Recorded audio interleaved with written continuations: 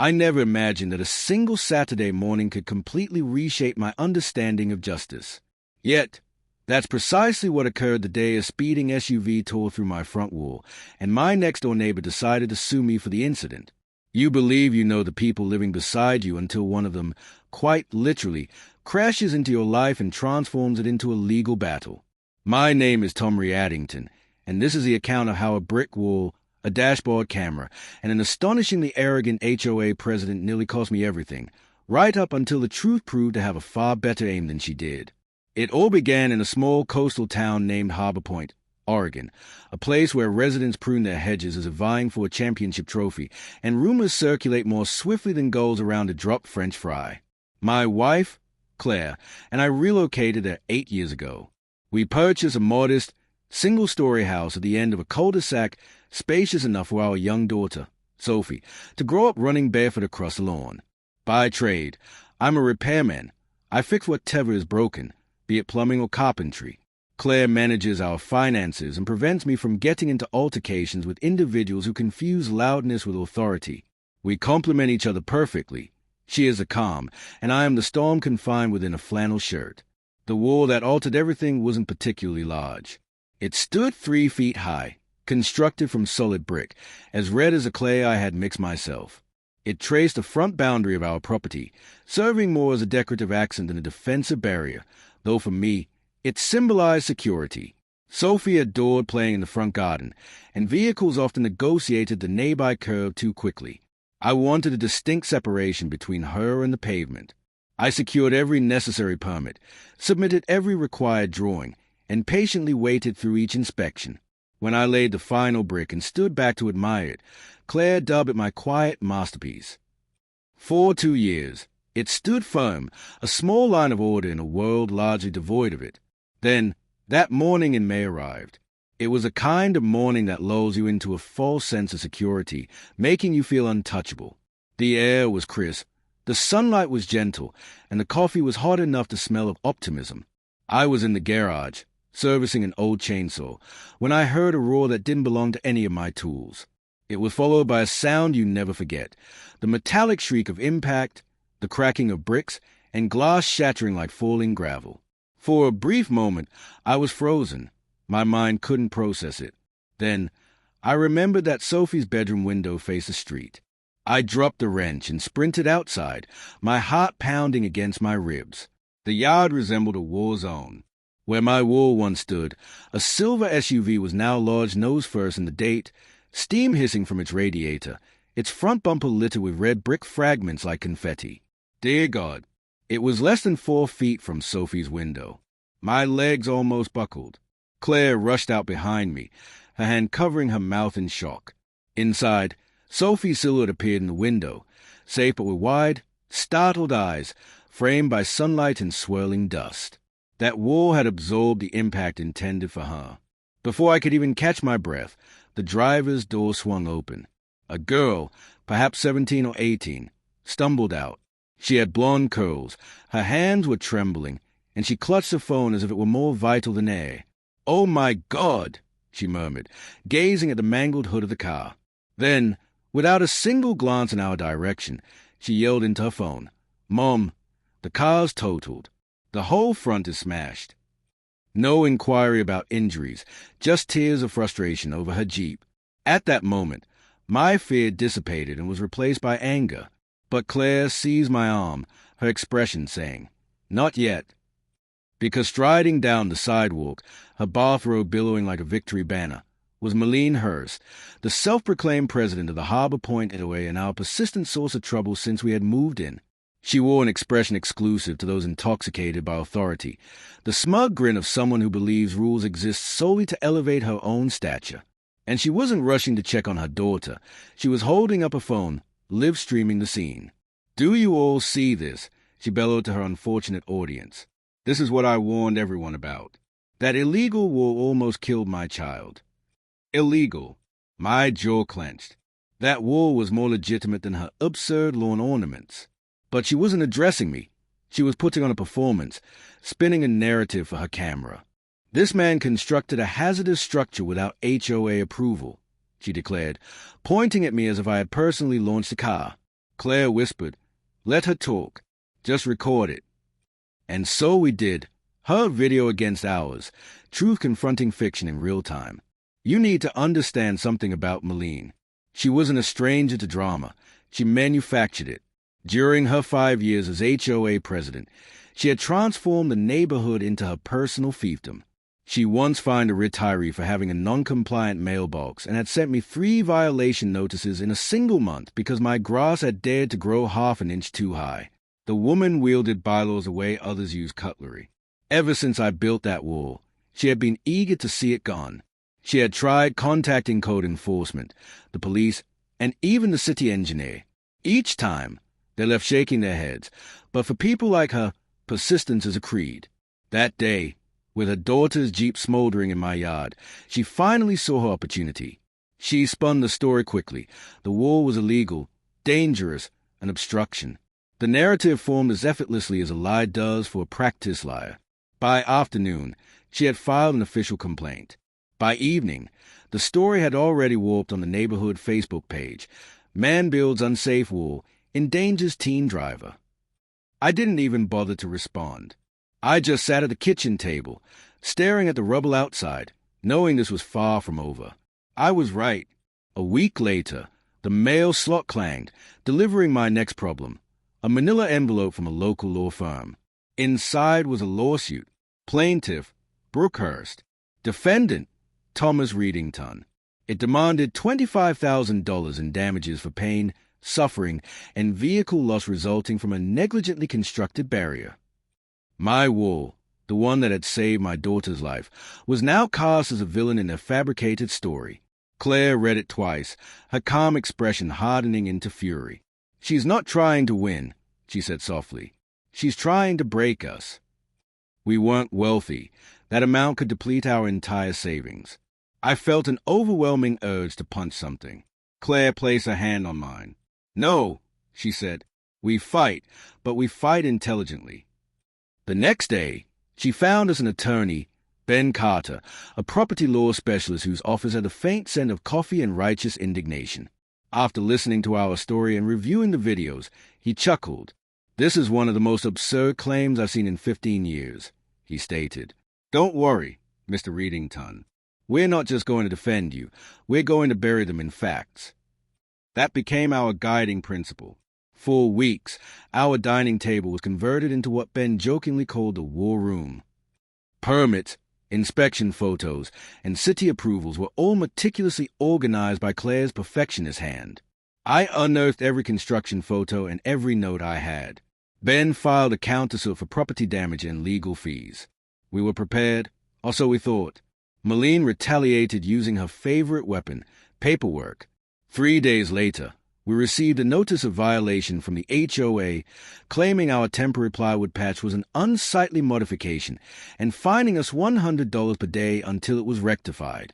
Claire laughed, but her eyes betrayed a desire to scream. Ben sent a cease-and-desist letter so sharp it could have cut through arrogance itself. But Malene was undeterred. Instead, she sent a man to our house, a short individual in a cheap polo shirt, carrying a clipboard and a fake badge that read Community Standards Inspector. He claimed he was there for an unauthorized structure review. I demanded to see his ID. He flashed something that looked like it had been printed at home. When he attempted to step onto my lawn, I blocked his path. "You have 2 seconds to move your foot, or I'm introducing it to a torque wrench," I warned. He retreated quickly. Later, Claire could find no record of him anywhere. He was just another of Malene's pawns. That night, sleep eluded me. If she wanted to play dirty, I could play smarter. I constructed a decoy camera, an old casing, a blinking light, a thick cable, and mounted it near the demolished wall. Then I concealed a real trail camera in the nearby shrubbery, motion-activated, silent, 1080p resolution. The trap was laid. 3 nights later, around 11 p.m., my phone buzzed with a motion detection alert. I opened the live feed and watched as a hooded figure approached the decoy camera with wire cutters. He snipped and pried, his nervous hands fumbling. I recorded the entire act. Then I stepped outside and switched on the porch light. He froze like a deer caught in headlights, cutters suspended in midair, looking for something. I asked. The color drained from his face. I replayed the video on my phone, right in front of him. Now, you can either explain this to me or to a police officer. Your choice. The kid confessed immediately. 17, from 2 streets over. She paid me $50, he mumbled. Said the camera was illegal. Said I'd be helping. She? Malene Hurst. Claire and I escorted him home to his parents. I didn't press charges, but I had him write and sign a full confession. Another brick for our wall of truth. Ben was ecstatic. This is witness tampering, he explained. Judges despise that. Still, Malene wasn't finished. She found a new pawn, Mr. Finley, our elderly neighbor. Suddenly, an affidavit from him appeared, claiming he had witnessed me using substandard materials while building the wall. It was utter fabrication. Ben advised me, go talk to him. Record it. Just be amicable. So, I did. Finley was trimming his roses when I approached. He looked guilty before I even spoke. Heard you had some opinions about my wall, I said casually. He stammered, insisting he had only told the truth. I asked him which day he had supposedly seen me. A Tuesday in May, he blurted out. I smiled. That's amusing.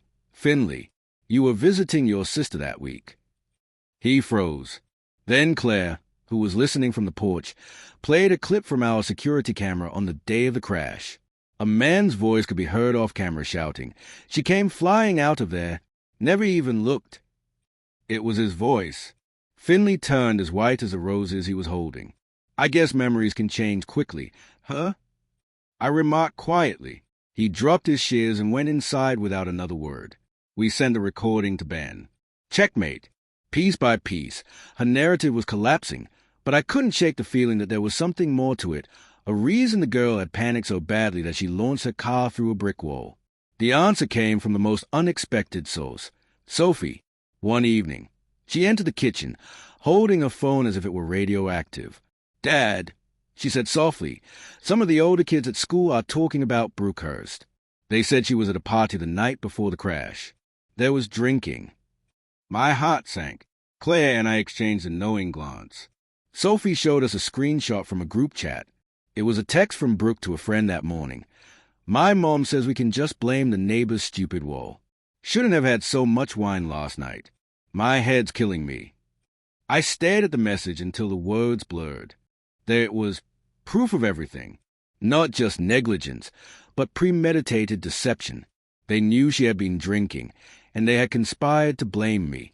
We immediately forwarded it to Ben. He called within minutes, practically shouting with excitement. This is a smoking gun. They used a court system to conceal a potential DUI. The judge is going to tear them apart. As if destiny itself wanted to seal their fate, a delivery driver appeared at our door the next morning. A man named Marcus, in his mid-20s, wearing the brown uniform of a local courier service. "You're Mr. Readington, right?" he asked. I was on my route the day of the crash.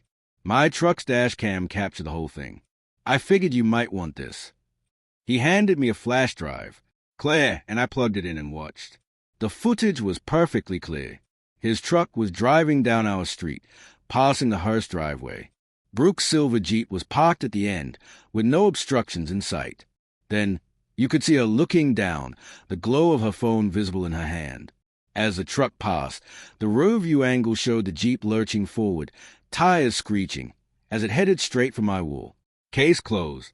Court day felt like walking into a storm I already knew how to weather. The room was small but thick with tension. Malene sat beside her daughter, both dressed in polished black attire, their faces wearing rehearsed expressions of sorrow. Their lawyer began with grand theatrics, portraying me as a reckless handyman who flouted regulations. He spoke of unsafe construction and endangering the community. The judge listened, her expression unreadable. Then it was Ben's turn. Calm, methodical, and deadly effective. He began to lay down the bricks of truth, one by one. The permits, the inspection approvals, the sightline photographs. He played Finley's real-time audio recording. He submitted the kid's signed confession. He read the text message aloud, word for word. The color drained from Malene's face. Finally, he played the dash cam footage. The courtroom fell silent, the only sound being the screeching of tires and the shattering of bricks. Then came the image that destroyed their case, Brooke looking down at her phone. When the video concluded, the judge slowly removed her glasses, her eyes narrowing. "This is one of the most egregious abuses of this court's time I have ever witnessed," she declared, her voice carrying the weight of thunder. She turned to Malene and Brooke. "You attempted to weaponize the legal system to conceal your own wrongdoing.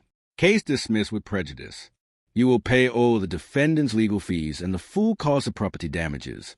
Furthermore, I am referring this matter to the district attorney's office for review of possible perjury and insurance fraud." The gavel strike sounded like a gunshot. Brooke burst into tears. Malene just sat there, frozen, as the reality of her crumbling power finally caught up to her. Walking out of that courtroom, I felt lighter than I had in months. Outside, the air smelled of salt and second chances. Claire squeezed my hand. "I told you we'd win," she said. For the first time, I believed her without a doubt. News travels fast in Harbor Point. By the next HOA meeting, Malene's reign had ended. The residents who had once feared her voted her out unanimously. It turned out that nobody enjoyed living under a dictatorship run by someone in pastel cardigans. A week later, Ben called to inform us that the insurance company had issued a check covering the full cost of the wall repair and every penny of our legal fees. The district attorney had officially opened an investigation. Justice, it seemed, had a very long memory. I rebuilt the wall myself that summer, making it even stronger this time, with reinforced rebar and a deeper foundation, capped with flat stones that you could sit on. Neighbors I barely knew stopped by with lemonade and offered awkward smiles and help. Even Finley brought over a tray of cookies, mumbling an apology for the misunderstanding. I let it go. The new wall wasn't just a structure, it was a statement. Proof that when you build things the right way, not even lies can keep you down for long. After the reconstruction was complete, I ran for a seat on the HOA board. To everyone's surprise, especially my own, I won. My first official act was to pass a simple rule. If your driveway has an obstructed view, you must install a convex safety mirror. It was a cheap, sensible, and protective measure. The vote passed without a single objection.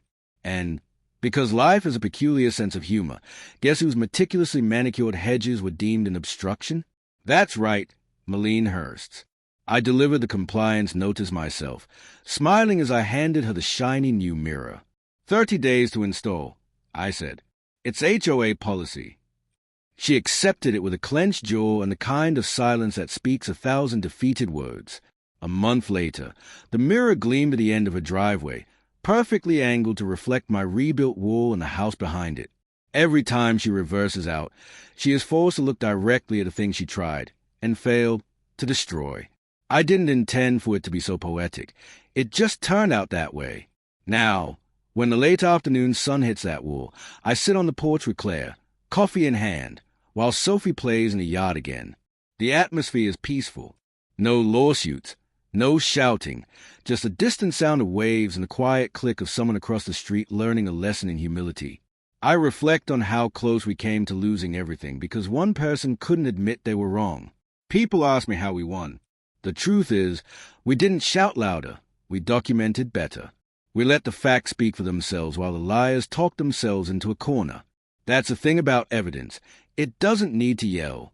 It just needs to stand there, solid, like a brick wall that refuses to move, no matter how hard you hit it. My name is Tom Addington. I fix things, engines, pipes, fences, and even the messes created by people who believe their power makes them untouchable. It turns out that sometimes the best thing you can build isn't a wall to keep others out, but a line that says, this far and no farther. So, what do you think? Was justice served? Or do you believe the world of HOAs is just a playground for people like Malene to throw their weight around until someone finally pushes back? Let me know your thoughts in the comments below. Because if there's one thing I've learned from all of this, it's that every neighborhood has a story, but only some have the courage to tell it.